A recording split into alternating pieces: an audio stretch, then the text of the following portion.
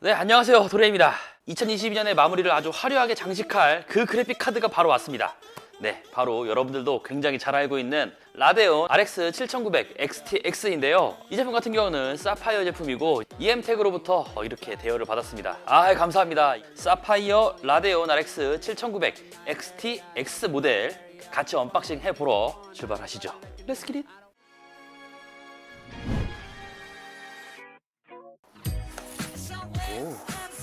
오, 이렇게 사파이어 매뉴얼이 있습니다. 그러면은 이렇게 나오게 되겠죠.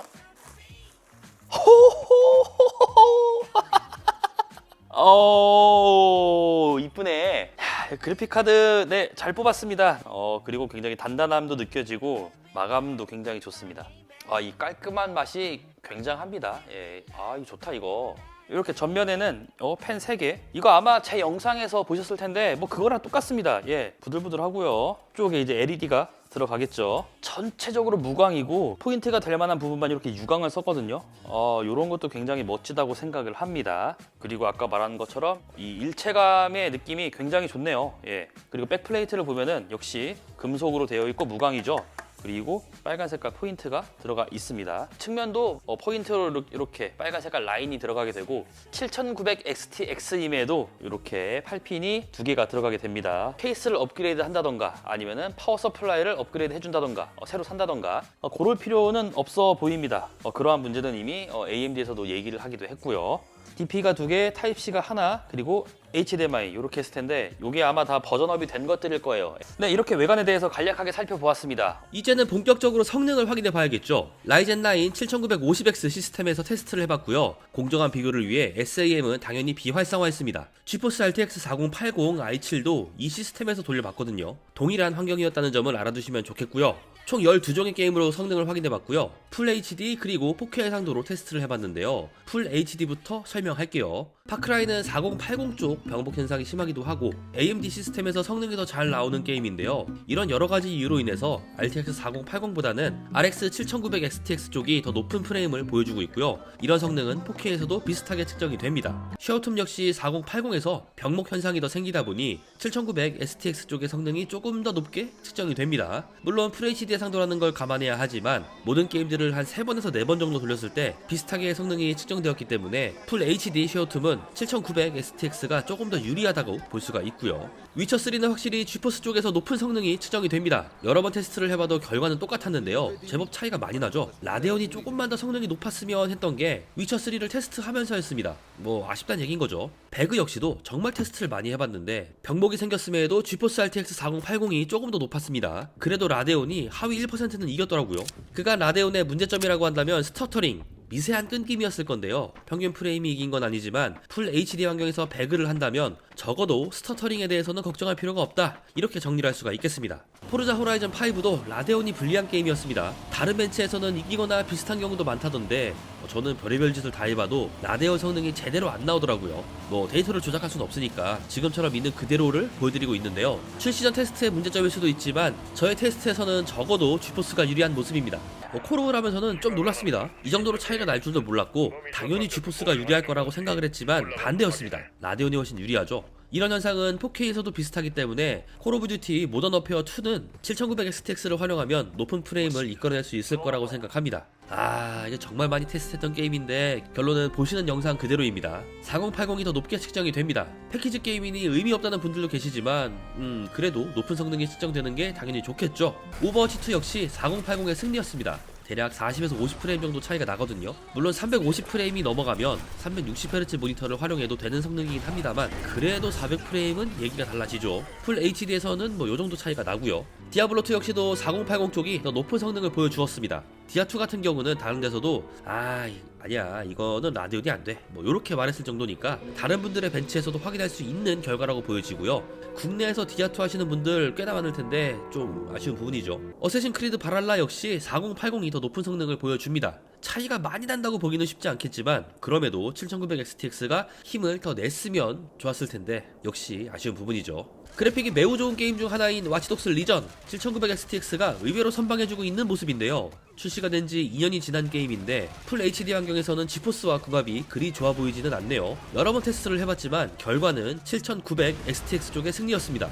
마지막으로 사이버펑크 2077은 RTX 4080 쪽이 더 높게 측정이 됩니다. 워낙 높은 사양을 요구하는 게임이라 100프레임만 넘어가도 감지덕지 않은 게임이긴 한데 7900XTX는 평균 168프레임, 4080은 무려 192프레임이 측정이 됩니다. 4080이 가격이 문제인 거지 뭐 성능이 문제는 아니라고 보여지는 결과죠. 하이엔드 그래픽 카드 쓰는데 무슨 FHD 테스트냐 뭐 이렇게 하시는 분들이 있을 건데요. 상대보다 높은 프레임이 유리한 게임들이 있죠. 뭐 콜옵이나 뭐 오버워치, 배그 뭐 이러한 게임들이요.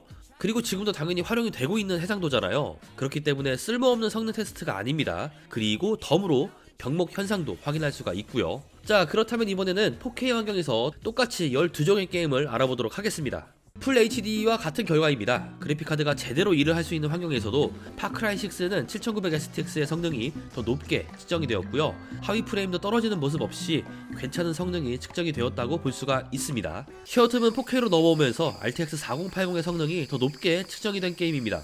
물론 두 게임 다 게임을 즐기기에는 부족함이 없는 성능이지만 그래도 이왕이면 몇 프레임이라도 높은 게 좋은 거는 너무 당연하죠. 위쳐3 역시 풀 HD의 결과가 4K에서도 그대로 반영되었다고 볼 수가 있겠는데요. 확실히 위쳐3는 GeForce 기반에서 높은 프레임이 측정이 되고 하위 1%까지도 확실하게 가져가는 모습입니다. 7900XTX가 조금 더 힘을 냈으면 했는데 그러지는 못했더라고요.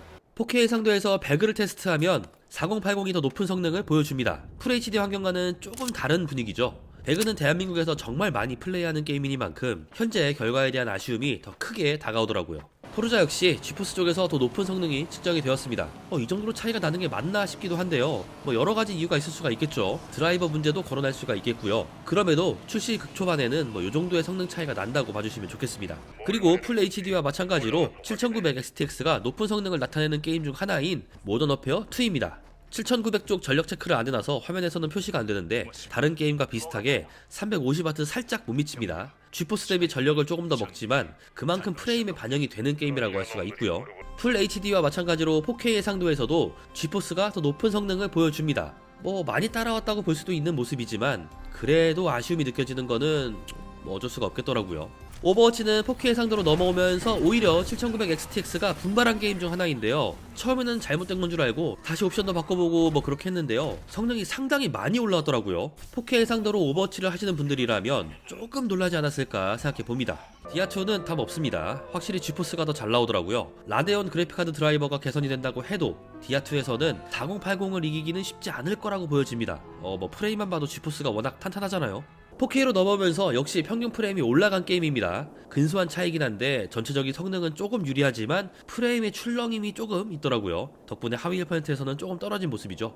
그럼에도 깡성능에서는 4080을 살짝 이긴 모습이고요. 리전의 경우도 정말 비슷하게 측정이 되는데요. 풀 HD 결과와는 다른 모습이죠. 그래픽카드가 출시를 하고 나서 드라이버 개선을 꽤나 자주 하거든요. 한두 달 후에 테스트를 하면은 결과는 바뀌어있을 게임이란 생각도 들었습니다. 마지막으로 사이버펑크 2077은 예상 외로 7900XTX 평균 프레임이 더 높았는데요. 이것도 제가 한 3-4번 돌려봤지만 결과는 같았습니다. 전체적인 프레임은 더 높게 측정이 되지만 라데온에서 출렁임이 조금 더 있다. 드라이버 개선이 필요하겠다. 이 정도의 생각이 들었습니다. 그래도 사펑을 이길 줄이야. 저는 전혀 예상하지 못했습니다.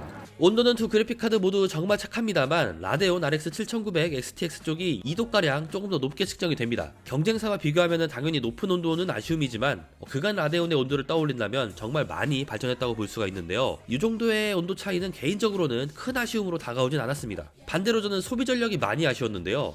300W 전후에서 놀고 있는 RTX 4080 그리고 350W 부근에서 놀고 있는 7900 XTX의 성능 이 정도로 차이가 난다 하면 비슷한 환경에서 라데온이 전력을 더 먹는다고 볼 수가 있는 거잖아요. 물론 크기도 2.5 슬롯이고요. 가로 길이도 기존 3펜 제품들과 같고요. 보조 전력도 2개가 들어가 있지만 실질적인 성능과 그 성능을 내기 위한 소비 전력이 RTX 4080보다 불리하다는 점은 소비자들에게 크게 작용할 것 같습니다. 그리고 스마트 액세스 메모리 기능을 활성화하면 더 높은 성능이 측정이 되는데요. 어쌔신 크리드 바랄라를 기준으로 4K 기준에서 평균 4프레임이 더 올라갔으니까 한 4% 정도 성능이 상승한 거잖아요. 절대 무시할 수 없는 수치죠. 라이젠 시스템에서 활용할 계획이라면 SAM 기능을 활성화한다면 더 나은 성능을 기대할 수가 있겠습니다.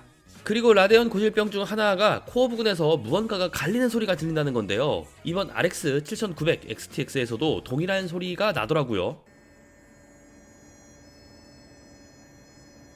조용한 환경이라면 소리가 꽤 잘 들리거든요. 이 부분이 해결 가능한지도 AMD에서 의견을 정리해서 말해주면 좋겠습니다. 자, 이렇게 마무리를 해봐야겠네요. 이번 테스트를 하면서 정말 너무 아쉽다, 이러한 느낌을 지울 수가 없었습니다. 조금만 더 하면 될 것 같은데 하나가 끝난 느낌이랄까요. 당연히 게임에 따라 편차가 있겠지만 완벽하게 RTX 4080을 이기는, 좀 압도를 하는 이러한 형국은 아니죠. 일단은 출시한 지 얼마 안 됐기 때문에 드라이버가 업데이트 되면서 더욱 나아질 성능, 조금 더 높아질 비레퍼런스 그래픽카드 성능, 그리고 $200, 요 정도의 가격 차이를 생각을 해본다면 지금 이 성능을 100%까지는 아니지만 그래도 일정 부분 이해는 할 수 있다고 생각은 해요.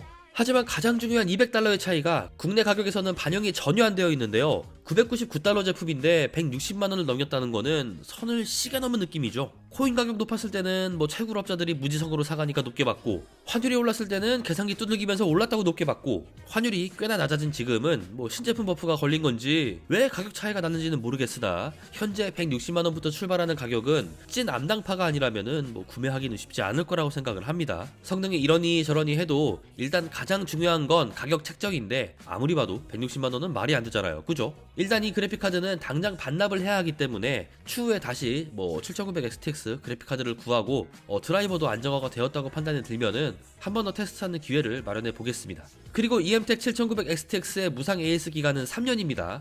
다른 곳은 2년 보증도 보이던데 EMTEC은 3년이기 때문에 이 내용을 마지막으로 전달드리면서 정말 아쉬움이 많이 느껴졌던 이번 RX 7900 XTX의 성능 테스트 영상은 여기서 마무리를 하겠습니다. 네, 영상 시청해주셔서 감사드리고요. 그럼 다음에 더욱 재밌는 영상으로 찾아오겠습니다. 다음 영상에서 만나요.